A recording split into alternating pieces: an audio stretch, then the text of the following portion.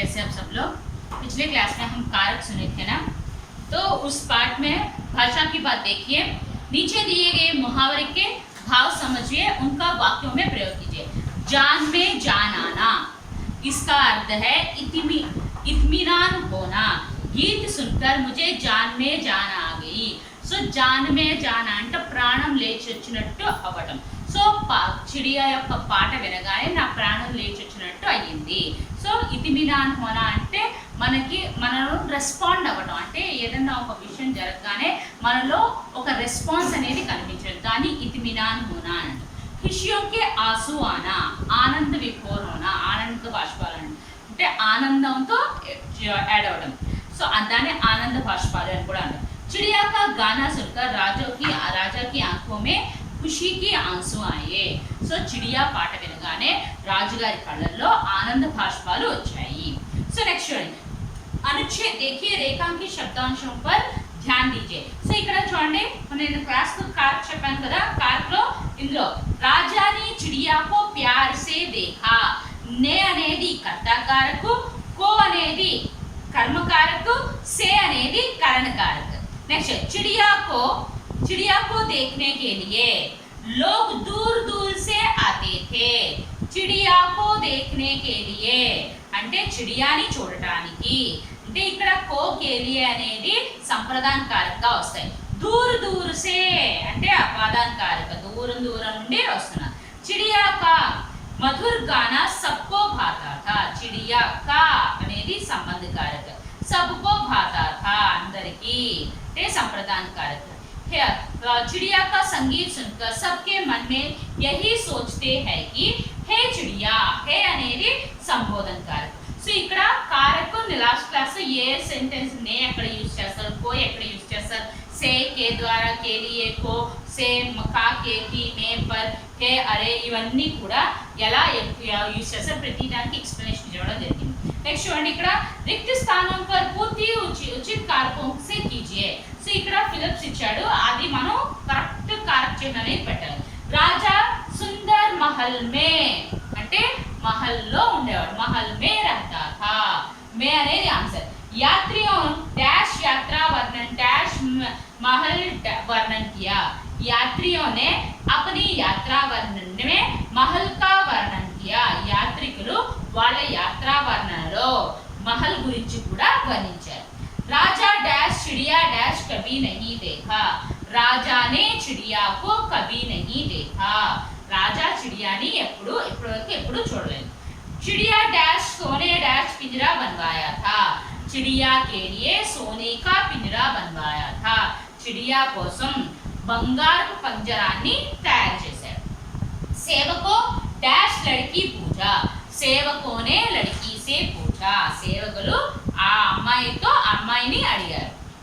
Okay అమ్మా, పరియోజన కార్య. ఇక్కడ ఒక పిక్చర్ किसी एक पक्षी का चित्र उतार उसके बारे में 5 वाक्य लिखिए. సో ఏదైనా ఒక పక్షి డ్రా చేసి దాని గురించి ఒక 5 పాయింట్స్ రాయండి అని. సో ఇక్కడ తోతా గురించి ఇచ్చాడు. మీ తోతా కాకపోయినా కబూతర్ గురించి కానీ, మోర్ గురించి కానీ, చాతక్ గురించి కానీ, ఇంకేమైనా పక్షుల గురించి కానీ మీరు రాసుకోవచ్చు. నెక్స్ట్ చూడండి, वर्क बुक पाठ చూడండి. निम्नलिखित गद्यांश पढ़कर दिए गए प्रश्नों का उत्तर एक वाक्य में लिखिए. चिड़िया की बातों ने राजा पर गहरा असर डाला. राजा ने कहा, वाह तुम महान हो चिड़िया, तुम मजदूरों और किसानों के लिए राजमहल का सुख त्याग सकती हो. क्या मैं उनके लिए कुछ नहीं कर सकता?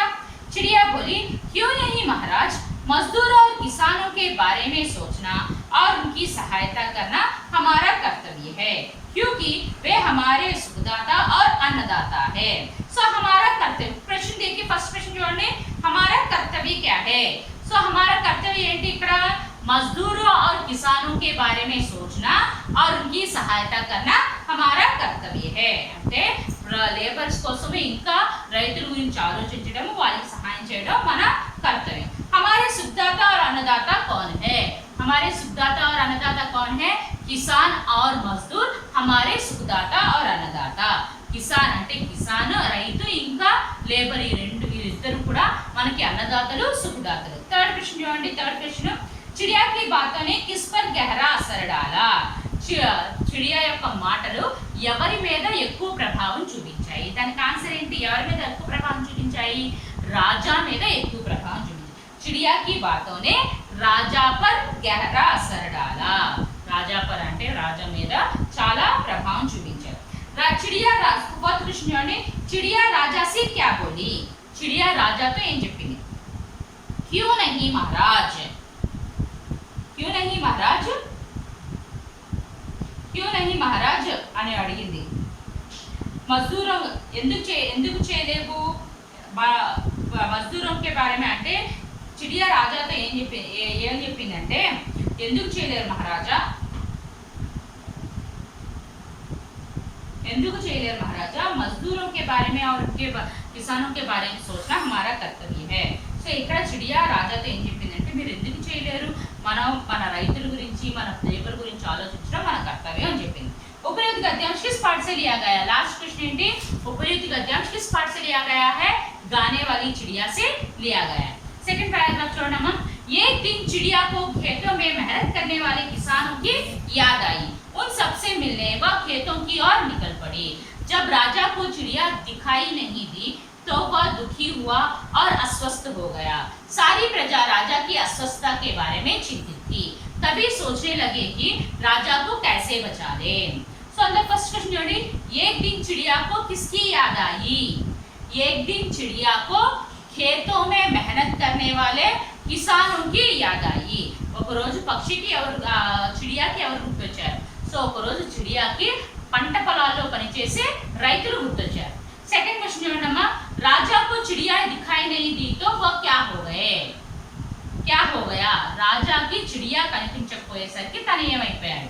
సో రాజా చిడియాకి కనిపించకపోయేసరికి రాజాకు చిడియా दिखाई नहीं दी तो वह अस्वस्थ हो गए. ఆయన अस्वस्थకి గురి అయ్యాడు.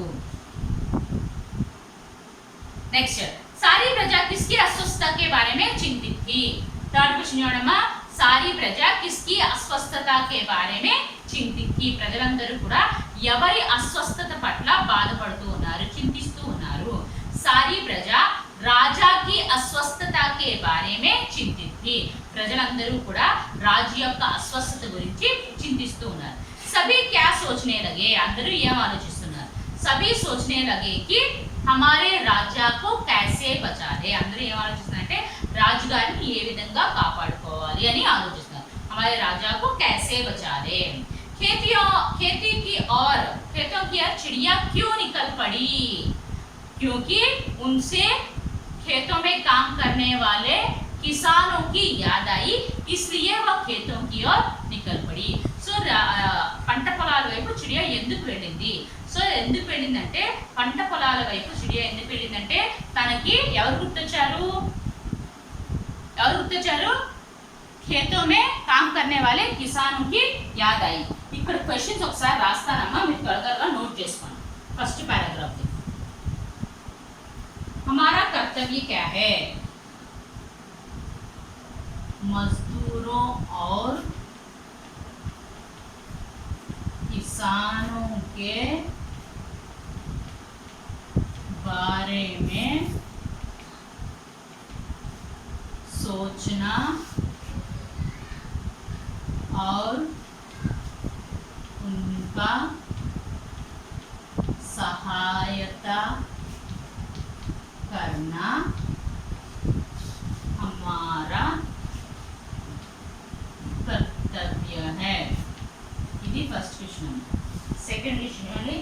हमारे सुखदाता और अन्नदाता कौन है? मजदूर और मजदूर और किसान हमारे सुखदाता और अन्नदाता है. थर्ड क्वेश्चन जोड़ना. चिड़िया की बातें किस पर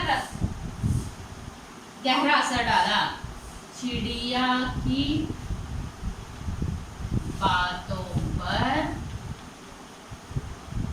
बातों ने राजा पर गहरा असर डाला।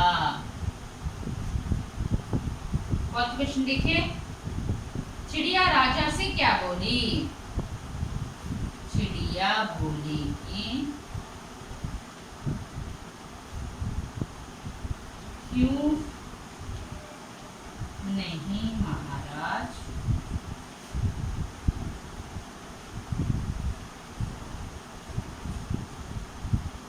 मजदूरों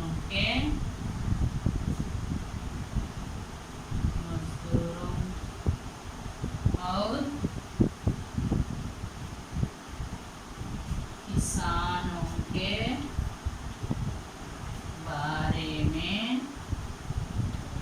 सोचना हमारा कर्तव्य है।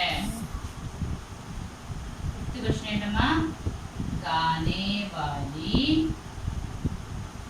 चिड़िया, गाने वाली चिड़िया। ओके अम्मा, चलो रास्कोनी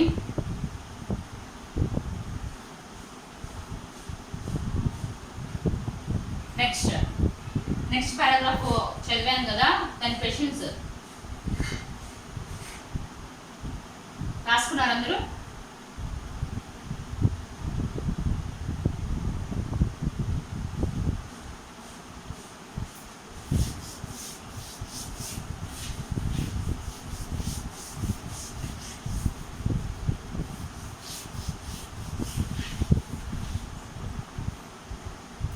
पैराग्राफ छोड़ने, एक दिन चिड़िया को किसकी याद आई? एक दिन चिड़िया को खेतों में काम करने वाले किसानों की याद आई। सेकंड क्वेश्चन, चिड़िया राजा को चिड़िया को दिखाई नहीं दी तो वह क्या हो गए? राजा को चिड़िया दिखाई नहीं दी तो वह अस्वस्थ हो गए। सारी प्रजा किसकी अस्वस्थता के बारे में चिंतित है? सारी प्रजा राजा की अस्वस्थता के बारे में चिंतित थे। सभी क्या सोचने लगे? सभी सोचने लगे कि राजा को कैसे बचा लें। खेतों की ओर चिड़िया क्यों निकल पड़ी? चिड़िया को खेतों में काम करने वाले किसानों की याद आई, इसलिए वह खेतों की ओर निकल पड़ी। ओके अम्मा, नोटिस करें। थर्ड पैराग्राफ छोड़ने, एक राजा था, वो बहुत ही सुंदर महल में रहता था। उसे अपने महल पर बहुत गर्व था। संसार के कोने कोने से यात्री महल देखने आते थे। यात्रियों ने अपनी यात्रा वर्णन में महल की सुंदरता के बारे में कई बातें लिखी।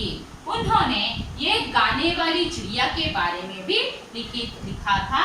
यह चिड़िया महल के पास वाले जंगल में रहती थी। वह बहुत मधुर स्वर में गाती थी। ओके अम्मा, ये भी क्वेश्चन, ये भी పారాగ్రాఫ్ అందులో థర్డ్ పారాగ్రాఫ్ క్వశ్చన్స్ చూడండి.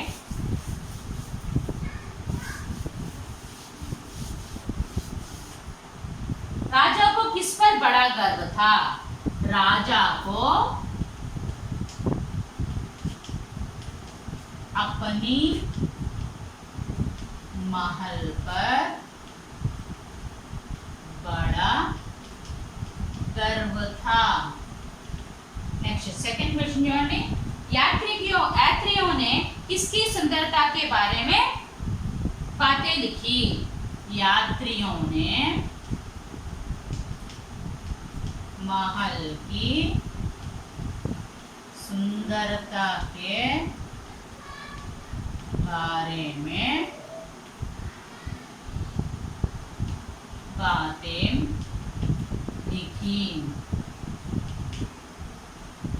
थर्ड, यात्रियों ने किस चिड़िया के बारे में भी लिखा था? यात्रियों ने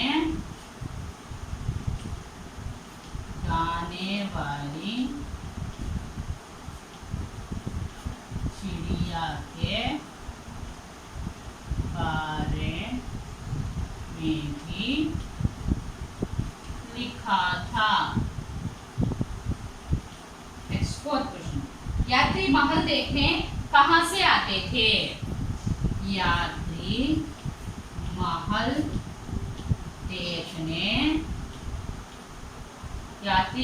देखने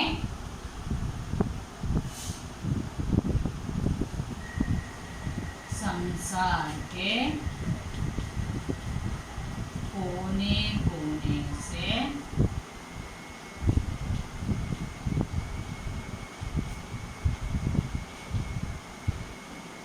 आते थे. चिड़िया कहाँ रहती थी? चिड़िया कहाँ रहती थी? महल के पास वाले जंगल में चिड़िया रहती थी. ओके अम्मा, नोट చేయండి త్వరగా.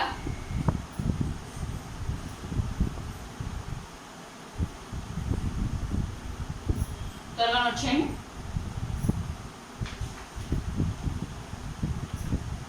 नेक्स्ट, अपठित गद्यांश छोड़ना. निम्नलिखित गद्यांश पढ़कर दिए गए प्रश्नों के उत्तर एक वाक्य में दीजिए. मेहनत करना मनुष्य की बुनियादी प्रवृत्ति है. इसी के जरिए वह अपनी तमाम बौद्धिक जरूरतों की पूर्ति करता है. उसमें छिपी शक्तियों को बरतने तथा विकसित करने का यही एक रास्ता है. इसके अलावा मनुष्य के लिए व्यक्ति या समाज के अंग के रूप में अपनी उपयोगिता तथा परिपूर्णता का अनुभव करने के लिए यही सच्चा रास्ता है. तो मनुष्य की बुनियादी प्रवृत्ति क्या है? मेहनत करना बुनियादी प्रवृत्ति है. आंसर मेहनत करना. अपनी तमाम बौद्धिक जरूरतों की पूर्ति मनुष्य किसके जरिए करता है? मेहनत के जरिए करता है. मेहनत आंसर. सेकंड वन కూడా मेहनत आंसर. मनुष्य में छुपी हुई कई शक्तियों को बरतने का एक रास्ता क्या है? मेहनत. सो ఇది కూడా थर्ड वन కూడా मेहनत. मनुष्य या व्यक्ति का इसका अंग है. मनुष्य और व्यक्ति इसका अंग है, समाज का अंग है. इस अनुच्छेद में किसके बारे में बताया गया है? मेहनत के बारे में. సో ఇక్కడ దీని అర్థం చూడండి. మనిషి బునియాది ప్రవృత్తి, మనిషి యొక్క బునియాది అంటే ఫౌండేషన్ ఏంటి? కష్టము. సో మనిషి అనేవాడు తన అవసరాలన్నింటినీ పూర్తి చేసుకోవడానికి దేన్ని ఉపయోగిస్తాడు? కష్టాన్ని ఉపయోగిస్తాడు, హార్డ్ వర్క్ చేస్తాడు. సో మనిషి అనేవాడు తన మనసులో తనలో దాగిన శక్తిని ఏ విధంగా ఉపయోగించి బయటకు తీసుకొస్తాడు? కష్టపడి బయటకు తీసుకొస్తాడు. మనిషి ఆ వ్యక్తి इसका अंग है. మనిషి కానీ వ్యక్తి కానీ దేనికి ఒక వస్తువు అంటే సమాజంలో నివసించే ఒక అంగ్. సో దీని ఈ అనుచ్ఛేద దేని గురించి చెప్పడం జరిగింది? मेहनत గురించి చెప్పడం జరిగింది. नेक्स्ट, महात्मा गांधी और रविंद्रनाथ ये दोनों इस युग के महामानव है. भारतवर्ष का यह परम सौभाग्य है उसी ने एक ही समय में इन दोनों महापुरुषों का जन्म दिया। दोनों ही युग पुरुषों के रूप में इस देश में अवतीर्ण हुए और अपने जीवन यापी साधन एवं लीलाओं के द्वारा अपने जन्मभूमि को धन्य बनाया। इस अनुच्छेद में किनके बारे में बताया गया? महात्मा गांधी और रविंद्रनाथ। इस युग में महामानव कौन है? इस युग के महामानव कौन है? गांधी, रविंद्रनाथ। यह परम सौभाग्य किसका है? भारतवर्ष का। परम सौभाग्य भारतवर्ष। ये दोनों कौन है? युग मानव है, युग पुरुष है। इन्होंने जन्मभूमि का धन्य बनाया, गांधी और रविंद्रनाथ। ఇక్కడ ఈ మొత్తం గురించి गांधी గురించి रविंद्रनाथ। नेक्स्ट, जुलूस के बारे में उन कार्यकर्ताओं को भी कुछ मालूम नहीं था, इसीलिए वे ऐसा उत्तर नहीं दे सके जिससे गांधी जी को संतोष हो। गांधी जी का बाहर निकले और सीधे जुलूस के पास पहुंचे। जुलूस के आगे एक सुंदर हट्टा कट्टा बकरा चल रहा था। उसके गले में फूलों का मालाएं लटक रही थी, माथे पर टीका लगा हुआ था। वह देवी का भोग था। कुछ ही समय में उसके खून से देवी का खप्पर भर जाने वाला था, इसलिए लोग भोग चढ़ाने के लिए बड़ी धूमधाम से उसे देवी के स्थान पर ले जा रहे थे। यह सब देखकर लोगों का अंधविश्वास का चित्र गांधी जी के सामने खड़ा हो गया। गांधी जी बाहर निकलकर सीधे कहाँ पहुंचे? जुलूस के पास पहुंचे। वह बकरा कैसा था? सुंदर और हट्टा कट्टा। आंसर हट्टा कट्टा, सुंदर और हट्टा कट्टा। बकरे के माथे पर क्या लगा हुआ था? आंसर ఏంటి? टीका लगा हुआ था। बकरे के गले में क्या लटक रही थी? फूलों की मालाएं అంటే పూలదండలు। लोग बेकारे बकरे को क्यों ले जा रहे थे? देवी को भोग चढ़ाने। आंसर भोग चढ़ाने। సో ఇక్కడ జులుస్ అంటే ఒక సభ జరుగుతుందమ్మా, అంటే అక్కడ ఒక మేళా జరుగుతుంది. ఒక బకరాని అంటే ఒక మేకని దేవికి ఏమంటాము బలి ఇవ్వడానికి తీసుకెళ్తాం. సో బలి ఇచ్చే ముందు అది మేకని ఎలా తయారు చేస్తారంటే చాలా లావుగా ఉంది, దాని మెడలో పూలమాలలు వేస్తారు, నుదుటి తిలకాన్ని దిద్దారు. ఇవన్నీ కూడా ఎవరు చూస్తున్నారు? గాంధీ గారు చూస్తున్నారు. సో గాంధీ గారు ఆ అంధవిశ్వాసం అంటే మూఢనమ్మకాలని మూఢనమ్మకాలకి ప్రజలు ఎంత పిచ్చివాళ్ళు అయిపోయారో దాని గురించి ఆయన చెప్పడం జరిగింది. ఓకే అమ్మా, ఇది మీ లెసన్ భాషకి బాద్. రేపు వర్క్ బుక్ పార్ట్ బి చూద్దామమ్మా. పార్ట్ బి కంప్లీట్ చేద్దాం రేపు మొత్తం. ఓకేనమ్మా, పార్ట్ బి కంప్లీట్ చేస్తే మొత్తం ఈ లెసన్ అంతా కంప్లీట్ అవుతుంది. నెక్స్ట్ హోంవర్క్ అమ్మా. ఈరోజు హోంవర్క్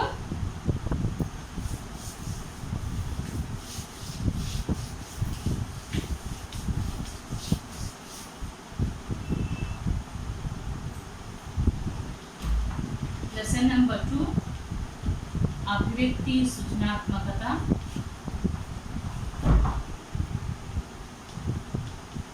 अभिव्यक्ति सृजनात्मकता third question answer. Third question right without seeing, చూడకుండా రాయండి. ఓకేనా? లెసన్ నెంబర్ 2 లో అభివ్యక్తి సృజనాత్మకతలో థర్డ్ క్వశ్చన్ చదివి చూడకుండా హోంవర్క్ బుక్స్ లో రాయండి. ఓకే అమ్మా, థ్యాంక్ యూ. నెక్స్ట్ క్లాస్ లో మళ్ళీ వస్తా. Thank you.